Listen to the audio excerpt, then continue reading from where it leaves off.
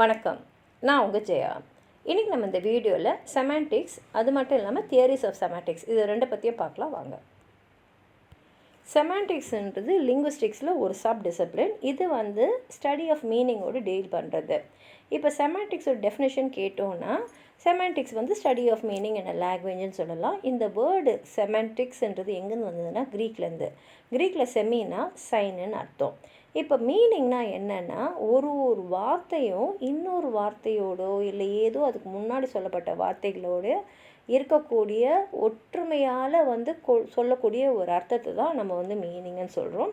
இதில் 7 types of meaning இருக்குது. First டினோட்டிவ் meaning, அதை டிக்ஷனரியில் பார்க்குற மீனிங் தான் இது. இப்போ டிக்ஷனரி நீங்கள் மேனுன்னு பார்த்தீங்கன்னா ஹியூமன், மேல், அடல்ட்டுன்னு எழுதியிருக்கோம். அதுதான் டினோட்டிவ் மீனிங்.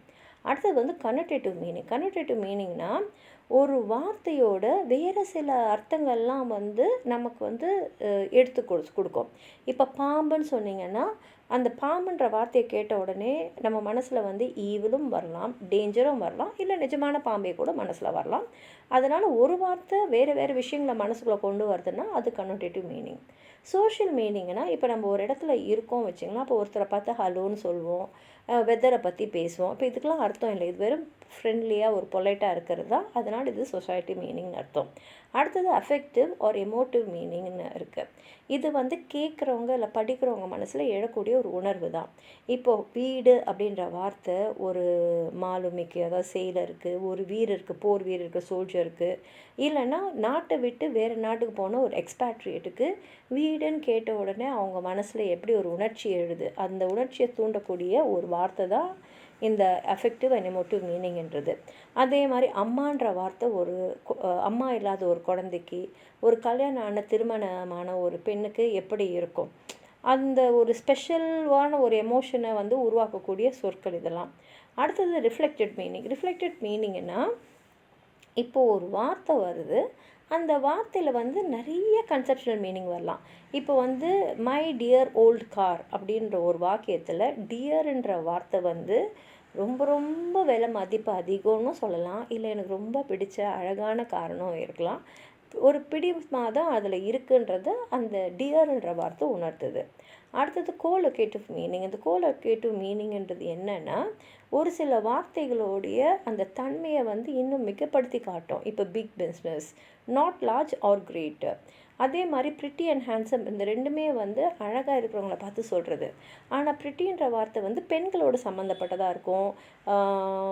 ஒரு கிராமம், ஒரு தோட்டம், மலர்கள், இந்த மாதிரி தான் ப்ரிட்டின்னு சொல்லுவோம். அதே ஹேண்ட்ஸமை ஆண்கள் சம்மந்தப்பட்ட விஷயங்களுக்கு மட்டும்தான் ஹேண்ட்ஸம்னு சொல்லுவோம். இப்போ தீமேட்டிக் மீனிங்னா, ஒரு விஷயத்தை நம்ம எப்படி சொல்கிறோன்றதை வச்சு தான் அந்த வாக்கியத்தில் எதுக்கு முக்கியத்துவம் தரோன்றது தெரியும். இப்போ ஒரு ஆக்டிவ் வாய்ஸும் பேசிவ் வாய்ஸும் எடுத்துக்கணுங்க, ஒரே அர்த்தத்தில் தான் நம்ம அந்த சென்டென்ஸை யூஸ் பண்ண போகிறோம். ஆனால் அதில் இருக்கக்கூடிய அந்த அழுத்தம் வேறு மாதிரி இருக்கும். இப்போ Mrs Smith donated the first prize, இது active voice. First prize was donated by Mrs Smith, இது பேசிவ் வாய்ஸு.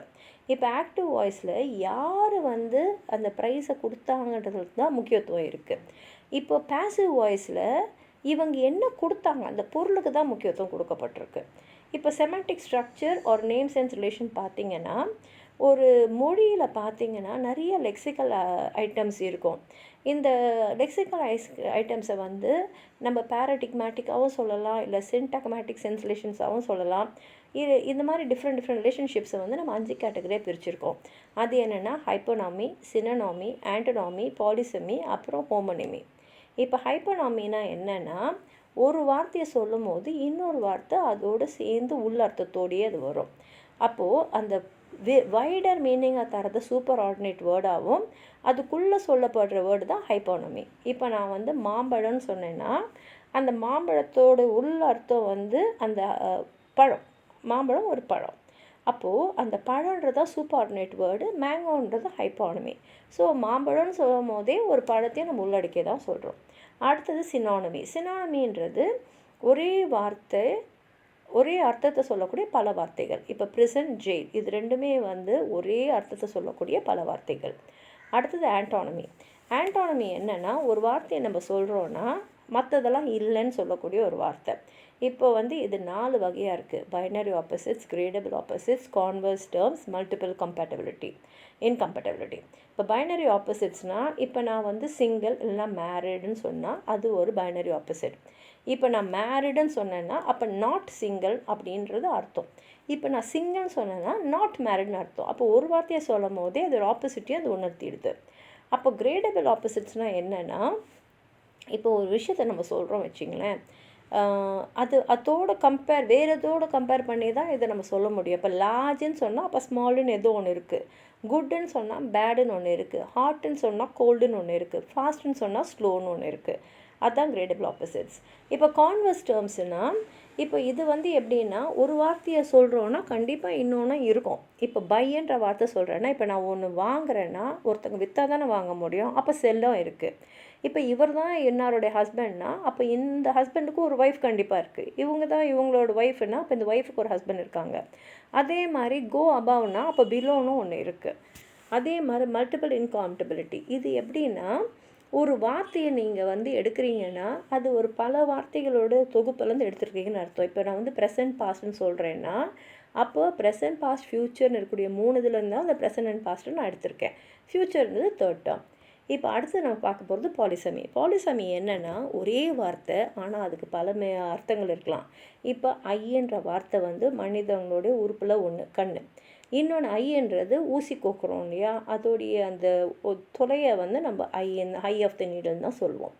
இப்போ ஹோமோனாமின்னா ஒரே மாதிரி சவுண்ட் வரும் ஆனால் வேறு வேறு மீனிங் தரும். இப்போ வந்து பேங்க்ன்ற வேர்டு வந்து ஒரு ரிவர் பேங்க்கு, அதாவது கடற்கரை பேங்க் அது சொல்லலாம், இல்லை வந்து ஒரு ஃபைனான்ஷியல் இன்ஸ்டியூஷனும் சொல்லலாம். ரெண்டுத்தோடைய ப்ரொனன்சியேஷனும் ஒன்று தான் ஆனால் வேறு வேறு மீனிங். சில சமயத்தில் வந்து ப்ரொனன்சியேஷன் ஒரே மாதிரி இருக்கும் ஆனால் ஸ்பெல்லிங் வேறு வேறையாக இருக்கும். இப்போ கே அப்படின்ற வேர்டு வந்து QUAYயாக வரலாம், KEYயாக வரலாம். அந்த மாதிரி வேர்ட்ஸ் எல்லாம் வந்து நம்ம வந்து ஒரே மாதிரி ப்ரொனவுன்ஸ் பண்ணாலும் வேறு வேறு ஸ்பெல்லிங்கில் வரும். அது ஹோமோகிராஃப்ஸ்ன்னு சொல்லுவோம். இப்போது சில சமயத்தில் பார்த்திங்கன்னா ஒரே மாதிரி ஸ்பெல்லிங் வரும் ஆனால் ப்ரொனன்சியேஷன் வேறு மாதிரி இருக்கும். இப்போ வேர்பாக வரும்போது லீடுன்னுவோம் ஆனால் மெட்டலாக வரும்போது லெட்டுன்னுவோம். லெட்டுன்றது ஒரு நவுனு, லீடுன்றது ஒரு வேர்பு. ஸ்பெல்லிங் பார்த்திங்கன்னா சேமாக இருக்கும் ஆனால் ப்ரொனன்சியேஷன் இது வேர்பாக வரும்போது லீடு, நவுனாக வரும்போது அதாவது மெட்டலில் சொல்லும் போது லெட். இது ஒரு லெட் பென்சில்னு சொல்கிறோன்னு அதான். இப்போ தியரிஸ் ஆஃப் செமாண்டிக்ஸில் பார்த்திங்கன்னா ட்ரெடிஷ்னல் அப்ரோச் இருக்குது. இப்போ ஒரு குழந்தைக்கிட்ட நம்ம சில பொருட்களையோ இல்லை மனுஷங்களையோ காட்டி அதோட பேரை சொல்லும் போது குழந்தை வந்து அந்த பொருளை அந்த பேரோட மற்ற கனெக்ஷன்ஸ் வச்சு அது மொழியை வந்து அது பேச ஆரம்பிக்குது. இப்படி தான் குழந்தைங்க வந்து பேச ஆரம்பிப்பாங்க. இதே தான் வந்து எல்லா விதத்துலேயும் நம்ம வந்து மொழியை வந்து கற்றுக்கிட்டு உள்வாங்கி அதை வந்து உபயோகப்படுத்துறது. இதை தான் இந்த டயக்ராம் வந்து நமக்கு காட்டுது. அடுத்தது பார்த்திங்கன்னா, இந்த குழந்தை போக போக போக காம்ப்ளெக்ஸான சொற்களையும் சொல்ல ஆரம்பிக்கும், புரிஞ்சிக்க ஆரம்பிக்கும். இப்போ அடுத்தது ரெஃபரன்ஷியல் தியரி. ரெஃபரன்ஷியல் தியரின்றது என்னென்னா, ஒரு விஷயத்தை சொல்லி அது கூட மற்ற வேர்ட்ஸ் எல்லாம் ரிலேட் பண்ணுற மாதிரி வைக்கிறது. இப்போ ஒரு சென்டென்ஸ் எடுத்துக்கங்களேன். த மோஸ்ட் இன்ஃப்ளூயன்ஷியல் லிங்குவிஸ்ட் நார்ம் சாம்ஸ்கி ரீச்சஸ் அட் MIT. இப்போ இங்கே பார்த்தீங்கன்னா த மோஸ்ட் இன்ஃப்ளூயன்ஷியல் லிங்குவிஸ்ட், இவ்வளோ ஆட்வர்ப்ஸையும் நம்ம யாருக்கு யூஸ் பண்ணுறோன்னா நோம் சாம்ஸ்கின்ற ஒரு பர்டிகுலர் பர்சனுக்கு. MITன்றது அவர் எந்த இடத்துல இருக்கார், இவ்வளோ பெரிய இடத்துல அவர் இருக்கார் அப்படின்றத குறிப்பிட்றோம். இதே மாதிரி பார்த்திங்கன்னா இதில் சில ப்ராப்ளம்ஸும் இருக்குது. இப்போ நான் ஒரு டெஸ்க்கை காமிச்சு நான் டெஸ்க்குன்னு சொல்லும் போது உங்கள் மனசுலேயும் அதே டெஸ்க்கு, அதே சைஸு, அதே ஷேப்பு, அதே கலர், அதே மெட்டீரியல் தான் வரணுன்ற அவசியம் இல்லை. ஆனால் நான் சொல்கிற டெஸ்க்கும் நீங்கள் மனசுக்குள்ளே உருவாக்குற டெஸ்க்கும் வேறு மாதிரி இருக்கலாம். அப்போது இதில் ஏதோ ஒரு கான்க்ரீட்டாக ஏதோ ஒரு விஷயம் வந்து நம்ம கண்ணுங்களுக்கு தெரியறது, மற்றவங்களுக்கு வந்து ஒரு அப்ஸ்ட்ராக்டாக தான் தெரியும். இந்த அப்ஸ்ட்ராக்ட் தான் நம்ம கான்செப்டுன்னு சொல்கிறோம். எங்கெல்லாம் இந்த கான்செப்ட் வந்து வருதோ அது வந்து ஒரு செமாண்டிக் ட்ரையாங்கிள்னு சொல்லியிருக்காங்க ஆக்டன் அண்ட் ரிச்சர்ட் அவங்களோட த மீனிங் ஆஃப் மீனிங்கில். அவங்க என்ன சொல்கிறாங்கன்னா, ஒரு வார்த்தைக்கு இருக்கிற அந்த ரிலேஷன்ஷிப் எப்படின்னா, இப்போது வந்து டைரெக்டாகவே அது இன்னொருத்தவங்களுக்கு தெரியணும். இப்போ நான் ஒரு மனிதரோட பேரை சொல்லி என்னான்னு சொன்னேன்னா அந்த மனிதரோட உருவம் கண்ணில் வரலாம். ஆனால் என் மனசில் அவருடைய எந்த வயதோடைய உருவம் என் மனசில் இருக்குது, நான் எந்த மாதிரியான ஒரு ஆடை அவர் அணிஞ்சிருக்காரு, தேலை ஸ்டைலு, எந்த இடம், அந்த மாதிரி நான் ஒரு படத்தை பார்த்து சொல்லின்னு இருக்கலாம்.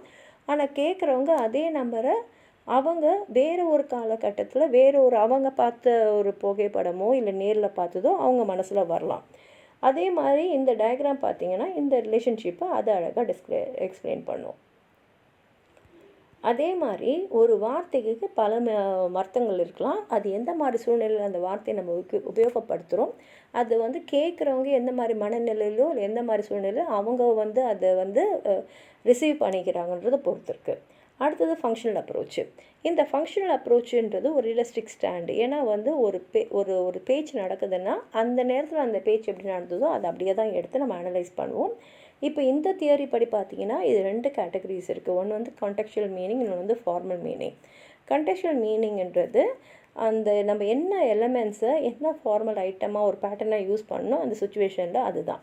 ஃபார்மல் மீனிங்ன்றது நம்ம கோலோகேட் பண்ணிக்கலாம், கான்ட்ராஸ்ட் பண்ணிக்கலாம், இன்னொரு லெக்சிக்கல் ஐட்டமோடு அது தொடர்பு படுத்தி புரிச்சிக்கலாம். இப்போ லெக்சிக்கல் ஐட்டம்னா ஒரு பூனைன்னு சொன்னால் அந்த பூனையோட கோலோகேட் ஆகக்கூடிய வேர்ட்ஸ் வந்து மியாவ், போர், லேப், மில்க், ஃபர்டைல் இந்த மாதிரி. அதே சமயத்தில் கான்ட்ராஸ்ட் பண்ணக்கூடியவர்கள் நம்ம பூனைன்னு சொல்லிட்டோம். அப்போ கண்டிப்பாக அது நான் ஒரு பூனையை பார்த்தேன்னா அப்போ கேட்குறவங்க மனசில் ஒரு நாயோ ஒரு எலியோ ஒரு பூனைக்குட்டி கிட்டனும் வராது, பூனை தான் அவங்க மனசுலேயும் வரும்.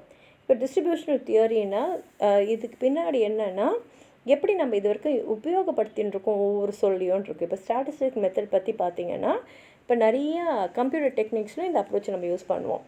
இப்போ ஃபீல்ட் தியரி ஆஃப் மீனிங்னு பார்த்திங்கன்னா ஒரு சிமெண்டிக் ஃபீல்ட் தியரி வந்து ஹிஸ்டாரிக்கலாகவும் கான்செப்ட்லாகவும் வளர்ந்துக்கிட்டே வரும்.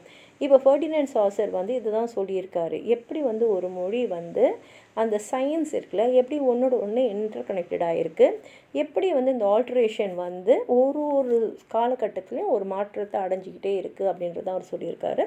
உங்களுக்கு ஏதாவது சொல்லணும்னு நினச்சிங்கன்னா கீழே இருக்கிற கமெண்ட் பாக்ஸில் எழுதுங்க. இந்த வீடியோ லைக் பண்ணுங்கள், உங்கள் ஃப்ரெண்ட்ஸோடு ஷேர் பண்ணுங்கள். சப்ஸ்கிரைப் பண்ணாதவங்க ப்ளீஸ் சப்ஸ்கிரைப் பண்ணி சப்போர்ட் பண்ணுங்கள். நன்றி.